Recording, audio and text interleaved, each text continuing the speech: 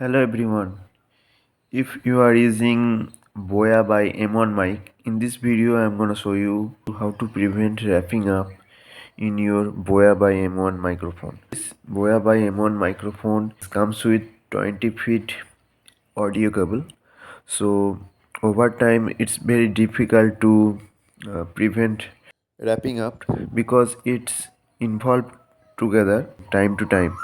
So you can see this. I am using Boya by M1 microphone, too big to handle.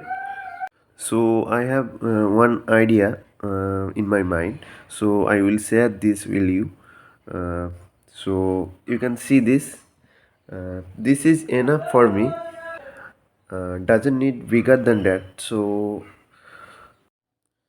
I tie on it here. You can see this. I use little thread to tie on it, and after that it's very easy to use Boya by M1 microphone, and it's not involved together over time.